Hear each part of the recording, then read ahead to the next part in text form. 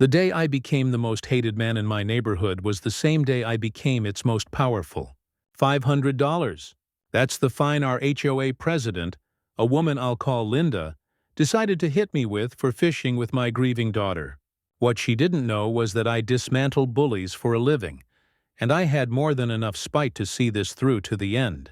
If you've ever had to deal with a power-tripping HOA board, I guarantee this story will feel very familiar. My name is Ethan Crowell, and until about 6 months ago, I was living a pretty good life. I'd spent my career in venture capital, and after a few successful exits, I had enough money to walk away and focus on what mattered. But life has a way of reminding you that money isn't everything. My wife, Annalise, lost her battle with cancer, leaving me to raise our daughter, Mila. The grief was like a fog, and the only thing that seemed to cut through it, even for a moment, was fishing. It was the last thing the three of us really enjoyed together before she was gone. So when I decided we needed a fresh start, my search was laser-focused. I wasn't just looking for a house. I was looking for a sanctuary with water. A place where Mila and I could cast a line, and maybe, just maybe, find our way back to ourselves. The Whispering Bluffs community looked like a postcard from a better life. The online gallery showed stunning homes, perfect green lawns, and at the heart of it all, a beautiful, serene lake that seemed to promise tranquility. It was the only place I considered. During the tour, the realtor couldn't stop gushing about the amenities. "It's a wonderful, tight-knit community," she'd said. I specifically asked about the lake activities, and she waved a hand towards it. "Oh, swimming, kayaking, fishing. It's the jewel of the neighborhood." She did pause, though, as we were signing the initial paperwork. "I should mention, the Homeowners Association is very active. The HOA president, Linda Prescott, is incredibly dedicated." She chose the word carefully, a slight flicker in her eyes that I should have paid more attention to. She even shared a quick story about Linda measuring the height of someone's mailbox with a tape measure. At the time, I just laughed it off. I'd spent 2 decades staring down founders, lawyers, and corporate sharks in high-stakes negotiations. How bad could one neighborhood bureaucrat really be? That was a catastrophic miscalculation. Our first truly good day happened on a quiet Saturday morning. The sun was warm, the water was like glass, and Mila and I were sitting on the edge of a small wooden dock. For the first time in what felt like a lifetime, I heard her genuinely laugh, a sound I had missed more than air. She'd just reeled in a tiny, glittering sunfish, holding it up with a look of pure, unadulterated pride. That was the moment the silence was shattered by a voice as sharp as broken glass. "Excuse me, but what exactly do you think you're doing?" The woman marching towards us was probably in her late 50s, with a severe haircut that looked like it could score granite, and an expression that suggested she'd just caught us dumping chemical waste. She wasn't carrying a purse. She was armed with a clipboard. "Good morning," I said, forcing a friendly tone and nudging Mila to gently release the fish. "Just enjoying a bit of fishing with my daughter. I'm Ethan Crowell, my daughter Mila. We just moved into the blue house on Cedar Drive." I stood up and offered my hand. She stared at my outstretched hand as if it were covered in swamp filth before completely ignoring it. "Mr. Crowell," she snapped, her eyes raking over our simple fishing gear with undisguised contempt. "Fishing is explicitly prohibited in Whisperwind Lake. This is a direct violation of Section 8, Subsection C of the HOA regulations. I'm Linda Prescott, the HOA president." She announced her title like she was revealing a royal lineage. "I'm afraid I'll have to issue you a violation. The fine is $500. I felt Mila flinch and shrink behind me. Her joyful energy vanished, replaced by fear. "Hold on, there must be a mistake," I said, keeping my voice level. "We just bought the house. The realtor made a point of telling us fishing was a key amenity. It was one of the main reasons we chose this community." A thin, cold smile touched Linda's lips. "The rules were updated 2 months ago to preserve the lake's aesthetic harmony. An email was sent to all registered homeowners. Ignorance of the bylaws doesn't exempt you from following them. My entire professional life revolves around my inbox. I never miss an important email. I never received an email about a rule change, I stated plainly. I'm usually very diligent about that. Can I ask what the reasoning was? Was there an ecological study done? She scoffed, a little puff of air. Environmental concerns, of course. And we've had complaints about the smell of fish disturbing residents during their morning coffee. Not everyone wants to see this sort of activity, she said, gesturing to our single fishing rod. Her tone made it clear this wasn't about a rule. It was about us. Perhaps you don't understand how things work here, she continued, her voice dripping with condescension. We maintain certain standards. New residents sometimes struggle to adapt. The message was clear. We weren't their kind of people. I was about to unleash a career's worth of verbal takedowns when I heard a little sniffle. I looked down and saw tears welling in Mila's eyes.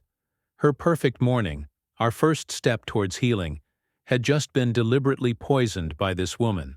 In that instant, my priorities snapped into focus. We'll pack up, I said quietly, wrapping my arm around Mila's shoulders. Please send me an official notice with the details of the fine and a link to the updated bylaws you mentioned. Linda's victorious smile returned. Excellent. I'm glad we understand each other. She made a note on her clipboard, turned with military precision, and marched away. The joy of the morning was gone, replaced by a thick, suffocating silence. That fine wasn't about money. She had used her petty authority to hurt my daughter to assert her dominance. As we walked home, Mila's hand clutching mine, the deep fog of grief I'd been carrying for 6 months began to burn away, replaced by a cold, clear, and focused resolve. Linda Prescott had just declared war.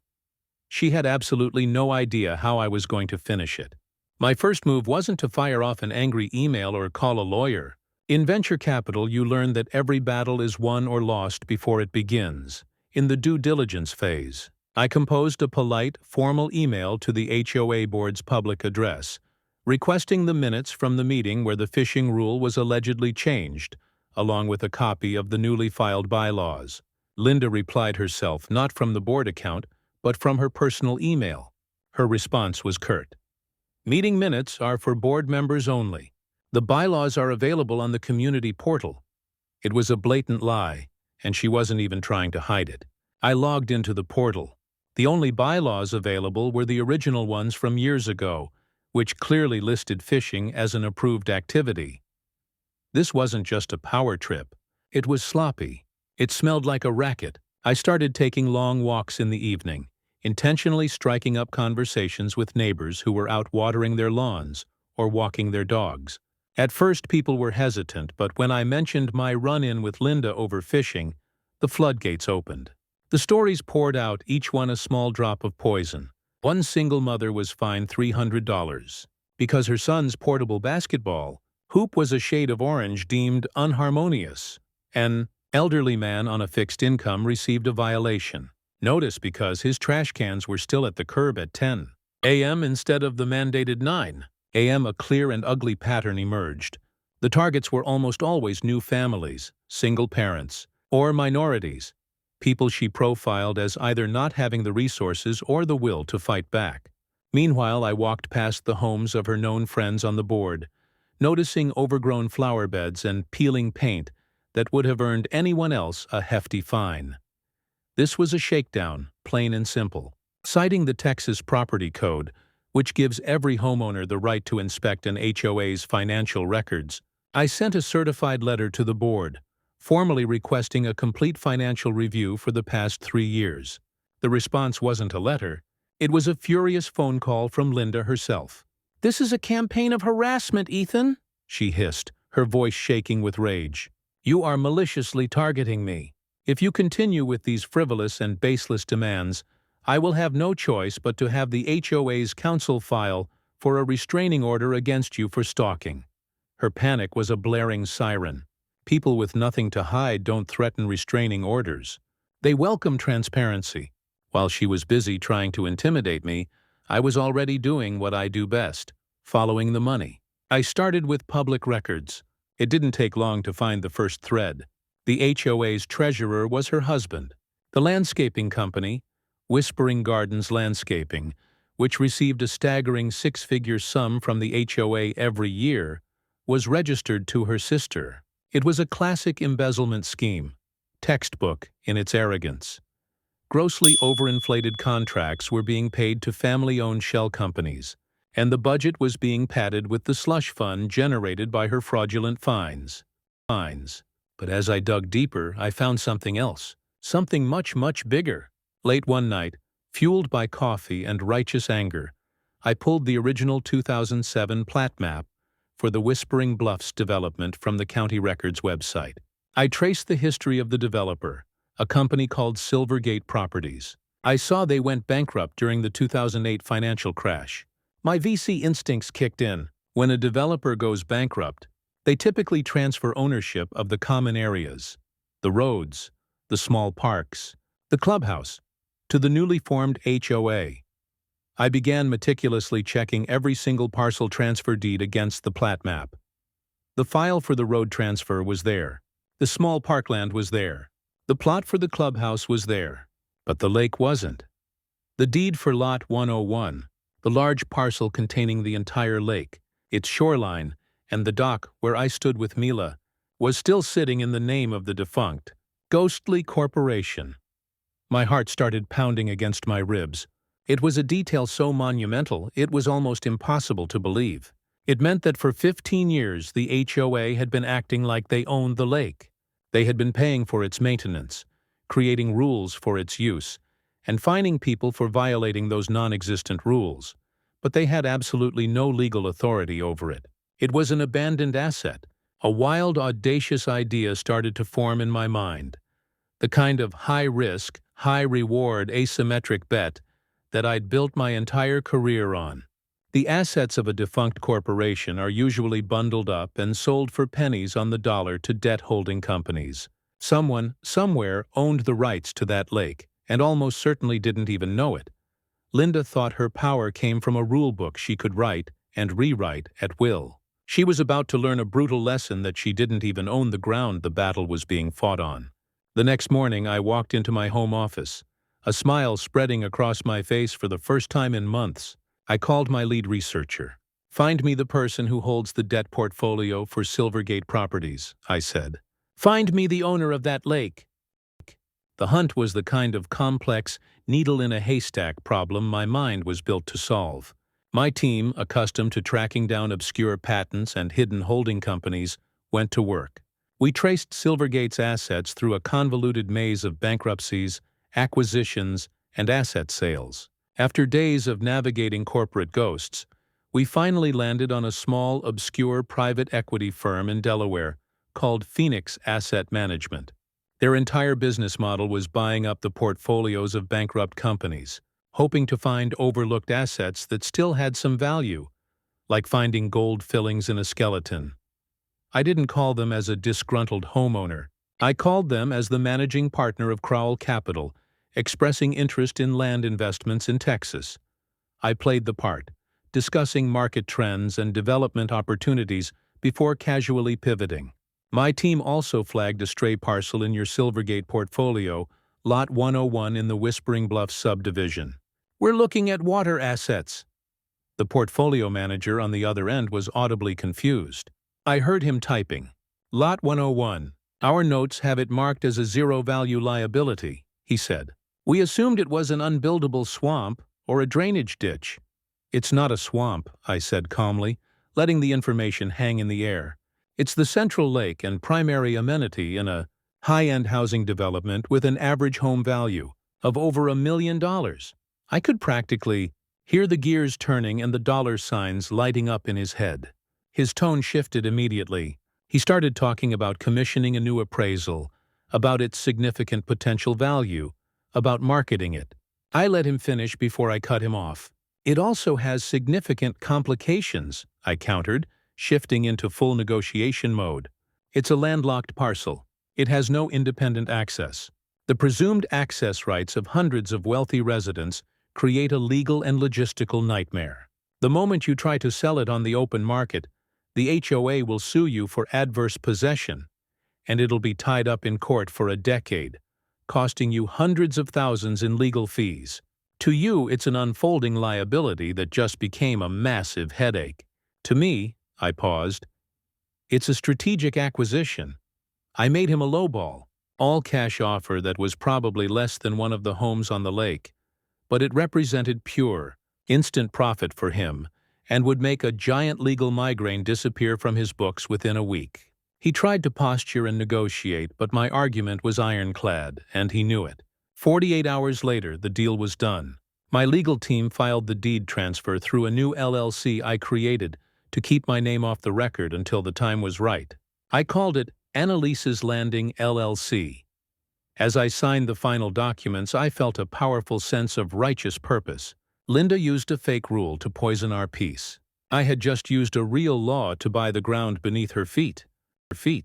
While the ink was drying, Linda, oblivious, was escalating. She called an emergency HOA meeting with a single item on the agenda to discuss taking action against my delinquency and ongoing defiance, with the stated goal of authorizing the board to begin foreclosure proceedings on my property for non-payment of the $500 fine. She was going to make a public example of me. The night before the meeting, Mila found me in my office, surrounded by plat maps and legal documents. "Are you okay, Dad? You look tired." I looked up from the freshly filed deed. The official paper that said Whisperwind Lake was mine. "Better than okay, sweetie," I said, pulling her into a hug. "I promise you, after tomorrow, things are going to be different. Nobody is ever going to ruin our morning again." The community clubhouse was packed. Linda had her spectacle. She sat at the head table like a queen on her throne, flanked by her husband and her other cronies, looking smug and powerful. She launched into a 10-minute tirade, detailing my flagrant disregard for our community's rules and standards. She finished by announcing, "Therefore, the board now moves to authorize our legal counsel to begin foreclosure proceedings against Mr. Crowell's home." A collective gasp went through the room. Foreclosure? Over a fishing fine. It was insanity. Before anyone could even vote, I stood up. "Point of order, Madam President." "You are out of order." "Mr. Crowell, sit down," she snapped. "Actually, the bylaws state a homeowner has the right to be heard before a vote concerning their property." A neighbor, the same elderly man who'd been fined for his trash cans, called out. Linda's face flushed a deep, angry red. "Fine," she spat. "You have 5 minutes. Make it quick." I walked calmly to the front of the room, holding a single manila folder. I turned and looked not at her, but at my neighbors. A few weeks ago, my daughter and I were fined $500 for violating a rule that, as it turns out, doesn't exist. I held up a copy of the official original bylaws. There is no rule against fishing. But that illegal fine got me wondering, where does all this money from these fines actually go? I held up another document. This is the incorporation paper for Whispering Gardens Landscaping. The company we pay over $100,000 a year to maintain our grounds. It's owned by Linda's sister, and the treasurer who signs the checks is Linda's husband. The fines you've all been paying for basketball hoops and bird feeders and trash cans? This isn't about rules. This is a racketeering scheme to enrich the board at your expense. That is slander. It's a lie, she shrieked, jumping to her feet. "Oh, I have proof," I said quietly. "A full forensic accounting of the board's finances has already been packaged and sent to the district attorney's office. But that's not even the main reason I'm here tonight." I pulled the final document from my folder. The deed. You see, in my investigation into the finances, I found a little clerical oversight dating back 15 years. The HOA has been making rules and acting like it owns the lake. There's just one problem. I held the deed up high for the entire room to see. You don't own it. You never have. As of 3 days ago, the legal owner of Whisperwind Lake, the shoreline, and all access points is a private company. And I own that company. Absolute dead silence. You could hear a pin drop on the cheap carpet. Linda's face went from furious red to a chalky, bloodless white. All the power, all the smug superiority, drained right out of her. You're lying, she whispered, her voice barely audible. Am I? I said, taking a step forward and placing the deed on the table directly in front of her. Read it. I turned back to my neighbors, whose expressions had shifted from shock to dawning comprehension. Linda's reign of terror is over. But to make sure this kind of corruption never happens again, I am hereby declaring the lake and its shoreline private property. Effective immediately, all community access is revoked. The room erupted. You can't do that, someone yelled from the back. I can, I said firmly, my voice cutting through the noise. It is my property. However, I am willing to grant a permanent, irrevocable access easement to the residents of Whispering Bluffs under one non-negotiable condition: the immediate resignation of Linda Prescott and every single member of this board. Right now! Every eye in the room swiveled to Linda. She was cornered, trapped, her power completely gone. Her neighbors were looking at her not with fear, but with pure, unadulterated contempt. You can't do this to me, she stammered, looking around for support that wasn't there. You did this to yourself, I said coldly. Resign, or the fences go up tomorrow morning. Her husband was the first to crack. He threw his pen on the table. I resign. The treasurer was next. I resign. One by one, her cronies abandoned her. Finally, it was just Linda, trembling with a mixture of rage and humiliation. Through gritted teeth so low I could barely hear it, she choked out, I resign. A wave of spontaneous, joyous cheers swept through the room. It was the sound of a dictatorship falling. It was the sound of freedom. It was the sound of freedom. Linda's downfall was as swift as it was total. With the forensic accounting I provided and testimony from a dozen other residents, the DA's office moved quickly. Within a month, she, her husband, and her sister were facing multiple charges of fraud and embezzlement. In their place, the community, energized and united, elected a new, honest board of residents who actually cared about the neighborhood. True to my word, I didn't keep the lake. I worked with the new board to create the Annalise's Landing Trust, a nonprofit entity that now owns the lake in perpetuity. I structured the trust so that its sole purpose is to guarantee community access forever. The new HOA board has no power to restrict access or levy fines related to the lake. It can never be used as a weapon again. A few weeks later, the new board held a small community barbecue by the water. At the ceremony, they surprised me by presenting me with a small, simple bronze plaque that had been installed on the dock. It read, Lake Annalise, in loving memory of Annalise Crowell, who cherished this place of peace. They had renamed the lake. I hadn't even asked. Standing there reading those words, I had to fight back tears. A year has passed, and the peace in Whispering Bluffs is no longer a fragile promise. It's real. On Saturday mornings, the shore of Lake Annalise is dotted with families. Kids are kayaking, fathers and sons are fishing, and couples are just sitting on the dock, enjoying the quiet. Mila and I are there almost every weekend. Her laughter, once so rare, now echoes across the water again. She's become the lake's unofficial fishing tutor, patiently teaching the younger kids how to bait a hook and cast a line, just like her mom taught her. Watching her share that legacy, that piece of her mom, with others, has been the greatest return on any investment I've ever made. I learned that sometimes, to protect your peace, you have to be willing to go to war. But I also learned that the best victory isn't just about winning, it's about rewriting the rules so that everyone gets to win. 2. If you have your own HOA nightmare story, I'd love for you to share it in the comments below. It helps to know you're not alone. And for more stories of justice served and bullies getting exactly what they deserve, make sure you subscribe.